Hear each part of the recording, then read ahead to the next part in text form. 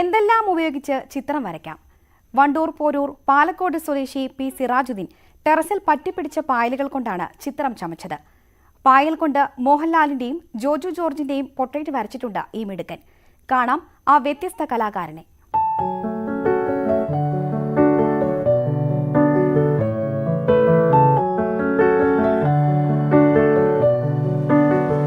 വല്ലഭന് പുല്ലും ആയുധം എന്ന് പറയുന്നത് പോലെയാണ് സിറാജുദ്ദീന്റെ കാര്യം. ടെറസിന്റെ ഭംഗി കളയുന്ന ബുദ്ധിമുട്ടുണ്ടാക്കുന്ന പായൽ സിറാജുദ്ദീന് ചിത്രം വരയാനുള്ള സാമഗ്രിയാണ്. മോഹൻലാൽ, ജോജു ജോർജ് എന്നിവരുടെ മുഖം ഇതിനകം പായലിൽ പൂർത്തിയാക്കി. ചിത്രം കണ്ട ജോജു അഭിനന്ദനങ്ങളുമായി എത്തിയതിന്റെ സന്തോഷത്തിലാണ് സിറാജുദ്ദീൻ.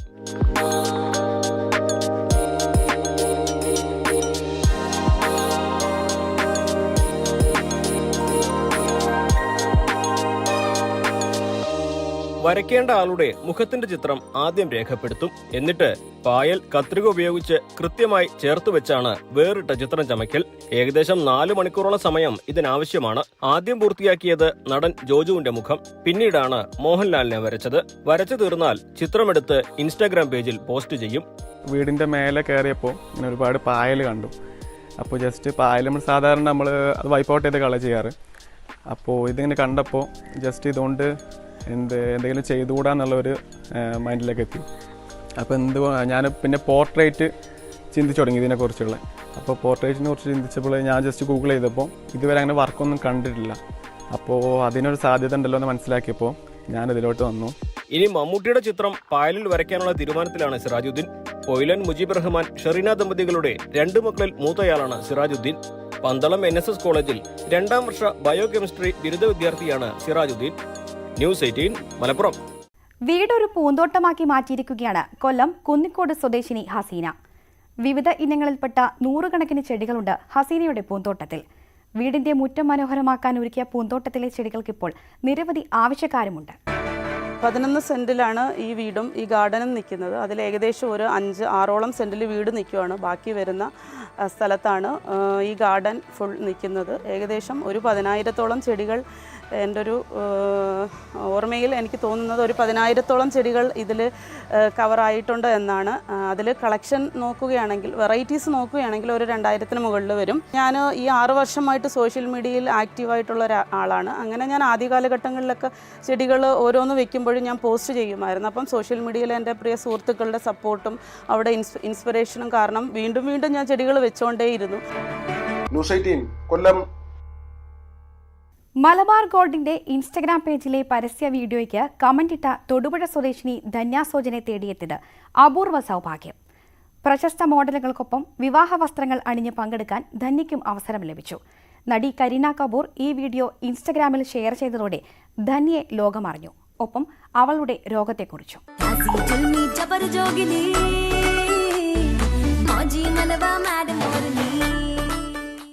ബോളിവുഡ് താരങ്ങളായ അനിൽ കപൂറും കരീന കപൂറും അഭിനയിച്ച മലബാർ ഗോൾഡിന്റെ പരസ്യ ചിത്രത്തിന് താഴെയിട്ട കമന്റാണ് ധന്യയ്ക്ക് ഈ അവസരം നൽകിയത്. ഇതുപോലെ ആഭരണങ്ങൾ ധരിക്കാനും ഒരുപാട് ചിത്രങ്ങളെടുക്കാനും ഞാനും ആഗ്രഹിക്കുന്നു എന്നായിരുന്നു ആ കമന്റ്. അടുത്തയാഴ്ച ഷൂട്ടിങ്ങിന് തയ്യാറായിക്കൊള്ളൂ എന്ന് മലബാർ ഗോൾഡിന്റെ മറുപടിയെത്തി. ഹൃദയധമനികൾ ചുരുങ്ങുന്ന അപൂർവ രോഗം ബാധിച്ച ധന്യയുടെ ആഗ്രഹം പൂവണിഞ്ഞു. കൊച്ചിയിൽ നടന്ന ഷൂട്ടിംഗിൽ ആഡംബര വിവാഹ വസ്ത്രങ്ങളും ഡയമണ്ട് ആഭരണങ്ങളും അണിഞ്ഞ് മറ്റു മോഡലുകൾക്കൊപ്പം ധന്യ ചെയ്ത വീഡിയോ നടി കരീന കപൂർ തന്റെ ഇൻസ്റ്റഗ്രാമിൽ പങ്കുവച്ചതോടെയാണ് പരസ്യത്തിന് പിന്നിലെ കഥ ലോകമറിയുന്നത്.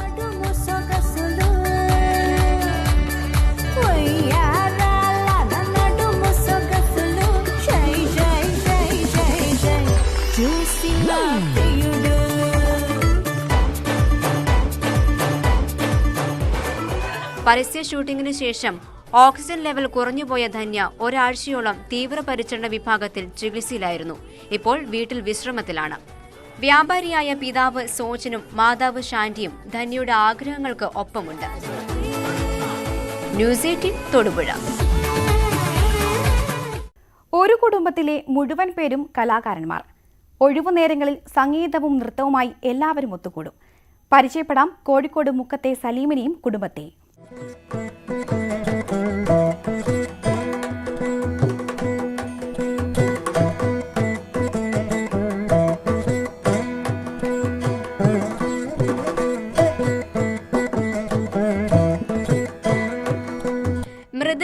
തബലയിലും താളം പിടിക്കുന്ന ഉപ്പ സലീം, വീണയിൽ തന്ത്രികൾ മീട്ടുന്ന നാഷിദ, വയലിൽ സംഗീതം പൊഴിക്കുന്ന ലിയാന, MA ഭരതനാട്യത്തിൽ റാങ്ക് നേടിയ സുഹാന.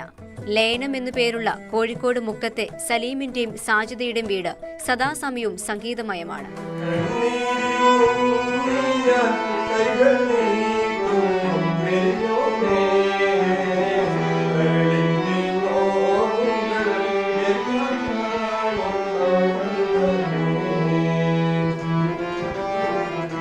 സലീമിന്റെ പിതാവ് അലവി മാസ്റ്റർ നർത്തകനും നാടക നടനുമായിരുന്നു. പാലക്കാട് സംഗീത കോളേജിൽ നിന്ന് മൃദംഗത്തിൽ ഗാനഭൂഷണവും തിരുവനന്തപുരം സ്വാതി തിരുനാൾ സംഗീത കോളേജിൽ നിന്ന് ഗാനപ്രവീണിയും സ്വന്തമാക്കി സലീം. ലയനം എന്ന പേരിൽ മുക്കത്ത് സംഗീത വിദ്യാലയവും നടത്തുന്നുണ്ട്.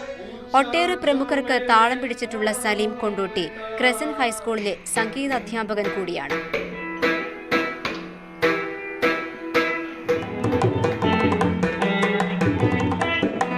പിതാവിൻ്റെ കാലത്ത് ആദ്യ കാലഘട്ടങ്ങളിലൊക്കെ പിതാവിന് നല്ല പ്രയാസങ്ങളിലൂടെയാണ് പിതാവ് ഇതൊക്കെ എൻ്റെ വാപ്പ അലവിക്ക ചെയ്തുകൊണ്ടിരുന്നത്. പക്ഷേ എന്നിലേക്ക് എത്തിയപ്പം എനിക്ക് അത്ര ഒരു പ്രയാസമൊന്നും അനുഭവപ്പെട്ടില്ല. പക്ഷേ ഞാൻ അതിനുശേഷം നമ്മുടെ മുക്കത്തൊരു സ്കൂൾ, ലയനം സ്കൂൾ ഓഫ് ഫൈൻ ആർട്സ് എന്ന പേര് സ്കൂൾ തുടങ്ങുകയും കുട്ടികളൊക്കെ 22 വർഷമായി തുടങ്ങിയിട്ട്. അപ്പോൾ കുട്ടികളൊക്കെ ചെറുപ്പമായി വരുമ്പോൾ തന്നെ അവർക്ക് അവരുടെ സംഗീതം പഠിപ്പിക്കുകയും നൃത്തം പഠിപ്പിക്കുകയൊക്കെ ചെയ്തിരുന്നു.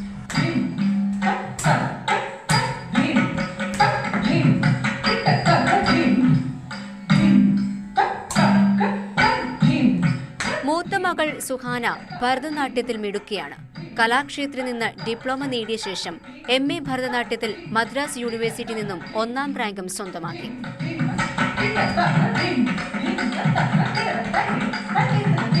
ഇപ്പോൾ PhD ചെയ്യാനാണ് ഉദ്ദേശിക്കുന്നത് ഭരതനാട്യത്തിൽ. അതേപോലെ തന്നെ നെറ്റിൻ്റെ കോഴ്സ് പ്രിപ്പയർ ചെയ്തുകൊണ്ടിരിക്കുന്നുണ്ട്. ഇങ്ങനെ ഈ ഒരു ഫീൽഡിൽ തന്നെ ഇനിയും പഠിക്കണം, ഇനിയും എക്സ്പ്ലോർ ചെയ്യണം, ഇതിൽ തന്നെ നിൽക്കാനാണ് എൻ്റെ ഒരു ആഗ്രഹം. വീണയിൽ കേരള സർവകലാശാലയിൽ നിന്നും 1ാം റാങ്കോട് കൂടി ബിരുദം പൂർത്തിയാക്കി നാഷിദ.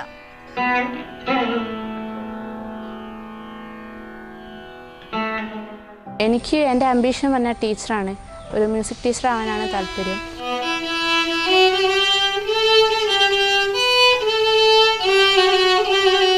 ഇളയ മകൾ ലിയാനയ്ക്കിഷ്ടം വയലിനാണ്.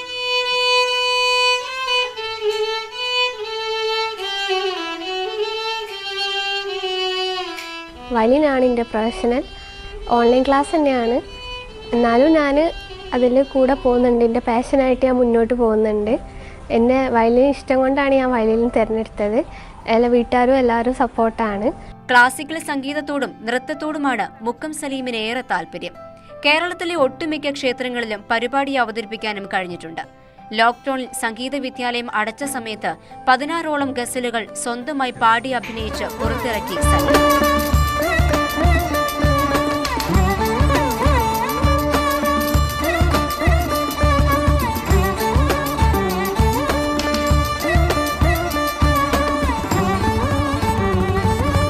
ന്യൂസ് 18 മുക്കം. നാട്ടിൻപുറത്തിൽ ഇനിയൊരു ഇടവേള. നടപ്പിലാക്കിയാൽ തൊഴിൽ നഷ്ടപ്പെടുമോ എന്ന ആശങ്കയിലാണ് ബുള്ളറ്റ് മെക്കാനിക്കുകൾ. പഴയ മോഡൽ ബുള്ളറ്റുകളാണ് ഈ മെക്കാനിക്കുകളുടെ പ്രധാന വരുമാന മാർഗം.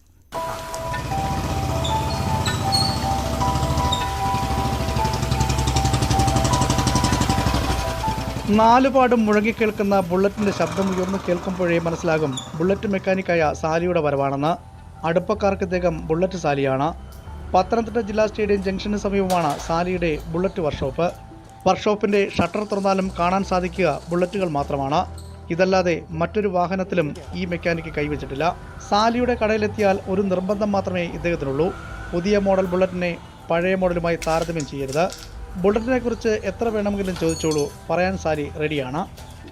പഴയ ബുള്ളറ്റ് എന്ന് പറഞ്ഞാൽ ഞാൻ പറഞ്ഞില്ല, ഇഞ്ചൻ ഗിയർ ബോക്സ് എല്ലാം സെപ്പറേറ്റ് ആണ്. ഇപ്പം നമുക്കിപ്പോൾ പുതിയ ബുള്ളറ്റ് പണിയണമെന്നുണ്ടെങ്കിൽ പിന്നെ ഗിയർ ബോക്സ് പണിയണമെങ്കിൽ ഇഞ്ചൻ അടിക്കണം, പിന്നെ ക്ലച്ച് മാത്രമേ ഉള്ളൂ, സൈഡ് അടിച്ചാൽ മതി. ബാക്കി എന്തെങ്കിലും പണി വന്നു കഴിഞ്ഞാൽ ഇഞ്ചൻ പണിയാണെങ്കിലും ഇഞ്ചൻ അടിക്കണം, ഗിയർ ബോക്സ് പണിയാലും ഇഞ്ചൻ അടിക്കണം. അതാണ് പുതിയ ബുള്ളറ്റും പഴയ ബുള്ളറ്റും നമ്മളുടെ ഇഞ്ചൻ്റെ വ്യത്യാസം. പിന്നെ ബോഡിയെ കുറേ വ്യത്യാസപ്പെടുത്തിയിട്ടുണ്ട്, ഇതുപോലെ ഡബിൾ സീറ്റ് ആക്കിയിട്ടുണ്ട്. പിന്നെ ഫ്രണ്ട് ഷോക്ക് ഓഫ്സറൊക്കെ പുതിയ ബുള്ളറ്റിൻ്റെ നല്ല ഷോക്ക് ഓഫ്സറൊക്കെയാണ്, അത് കുഴപ്പമൊന്നുമില്ല. പഴയ ബുള്ളറ്റ് സ്റ്റാർട്ട് ചെയ്യുന്നത് തന്നെ ഒരു കലയാണെന്നാണ് 32 വർഷത്തെ അനുഭവപരിചയമുള്ള സാലിയുടെ പക്ഷം. പഴയ ബുള്ളറ്റ് ഓടിച്ച് ശീലിച്ചവർ ഒരിക്കലും ആ വാഹനം ഉപേക്ഷിക്കാൻ തയ്യാറാകില്ലെന്നും സാലി പറയുന്നു. എന്നാൽ പഴയ ബുള്ളറ്റുകൾ ഉപയോഗിക്കുന്നതിന് നിയന്ത്രണം വന്നാൽ തൊഴിൽ നഷ്ടമാകുമെന്ന ആശങ്കയിലാണ് അദ്ദേഹം. ഞങ്ങൾക്ക് ഒത്തിരി ബുദ്ധിമുട്ടുണ്ടാകും. കാര്യം ഞാൻ പറഞ്ഞില്ല, പഴയ ബുള്ളറ്റൊക്കെ നമ്മൾ ഏറ്റവും കൂടുതൽ വളർന്നിരിക്കുന്ന പഴയ ബുള്ളറ്റുകളാണ്. അതൊക്കെ പോയി കഴിഞ്ഞാൽ നമുക്ക് ഭയങ്കര ദോഷമാകും. ബുള്ളറ്റ് വാഹനം മാത്രം റിപ്പയർ ചെയ്യുന്ന മെക്കാനിക്കുകളുടെ ഒരു പ്രതിനിധി മാത്രമാണ് സാലി. സാലിയെപ്പോലെ നിരവധി പേരാണ് ഈ മേഖലയിൽ തൊഴിൽ ചെയ്യുന്നത്. പഴയ ബുള്ളറ്റ് വാഹനങ്ങളുടെ ആരാധകരായ മെക്കാനിക്കുകളുടെ ഒരു ചോദ്യം ഇത് മാത്രമാണ്: നിരത്തുകളിൽ മുഴങ്ങിക്കേൾക്കുന്ന പഴയ ബുള്ളറ്റുകളുടെ പ്രതാപകാലം ഇല്ലാതാകുമോയെന്ന്. ന്യൂസ് 18 പത്തനംതിട്ട. 10 വയസ്സിൽ ഇംഗ്ലീഷിൽ 2 പുസ്തകങ്ങൾ പ്രസിദ്ധീകരിച്ച കോഴിക്കോട് പാറക്കടവുകാരി ലൈബ നാട്ടുകാർക്ക് അത്ഭുതമാണ്. ഒന്നാമത്തെ പുസ്തകം ആമസോണാണ് പ്രസിദ്ധീകരിച്ചത്. 2ാം പുസ്തകം അമേരിക്കയിലെ ലുലു ഓൺലൈൻ പ്രസാധകർ പുറത്തിറക്കിയതോടെ ലൈബ ആഗോളതലത്തിൽ ശ്രദ്ധ നേടുകയാണ്. നാദാപുരത്തു നിന്ന് വിദൂരമായ ഒരു ഗ്രാമമാണ് പാറക്കടവ്. ചെറിയ കഥകളിലൂടെ ചുട്ടുപൊള്ളുന്ന കഥാനുഭവം മലയാളിക്ക് പങ്കുവച്ച PK പാറക്കടവിന്റെ നാട്. അദ്ദേഹത്തിന്റെ ബന്ധു കൂടിയായ 10 വയസ്സുകാരി ലൈബ ഇംഗ്ലീഷ് കഥകൾ എഴുതുകയാണ്. Order of the Galaxy, the war for the stolen boy എന്നിവ വായനക്കാരിൽ എത്തിക്കഴിഞ്ഞു. പാറക്കടവും നാദാപുരവും ഇന്ത്യയും കടന്ന വായനക്കാർ.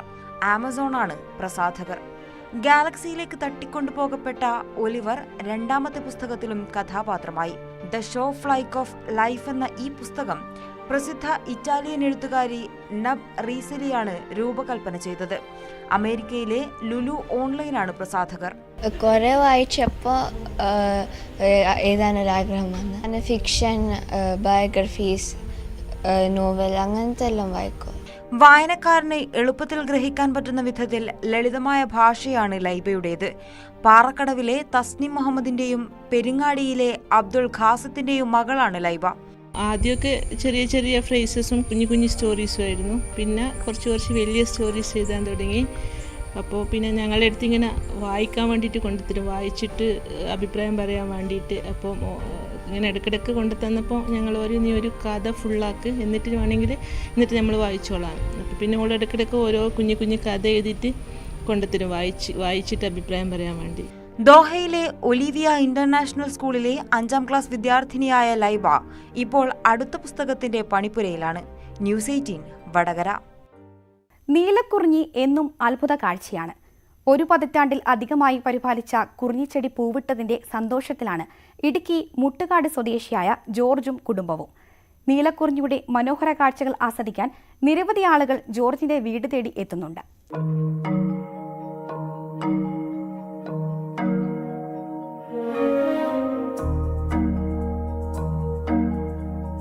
ഇടുക്കിയിലെ സാലോം കുന്നിലും കിഴക്കാതിമലയിലും ആഴ്ചകൾക്ക് മുൻപ് നീലക്കുറിഞ്ഞി പൂവിട്ടിരുന്നു. ഇതിനു പിന്നാലെയാണ് മുട്ടുകാട് സ്വദേശി ജോർജിന്റെ വീട്ടുമുറ്റത്ത് കുറിഞ്ഞി പൂവിട്ടത്.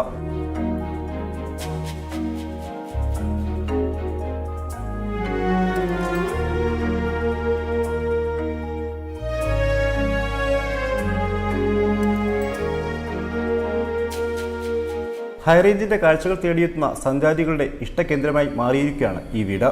ഡ്രൈവറായ ജോർജ് യാത്രക്കിടയിലാണ് കിഴക്കാതിമലയുടെ താഴ്വാരത്ത് റോഡരികിൽ കിടന്ന കുറിഞ്ഞിച്ചെടി എടുത്തുകൊണ്ടുവന്നത്.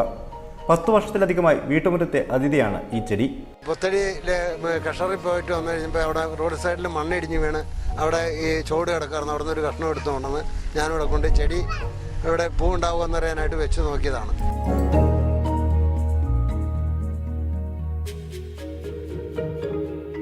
ചെടികളെ ഏറെ സ്നേഹിക്കുന്നവരാണ് ജോർജ് ഭാര്യയിലായും. നീലക്കുറിഞ്ഞി പൂക്കൾ കാണാനെത്തുന്നവർക്ക് ഇവരുടെ വീട്ടുമുറ്റത്തെ മറ്റ് ചെടികൾ ഒരുക്കുന്ന വർണ്ണവിസ്മയവും മനോഹര കാഴ്ചയായി മാറുന്നു.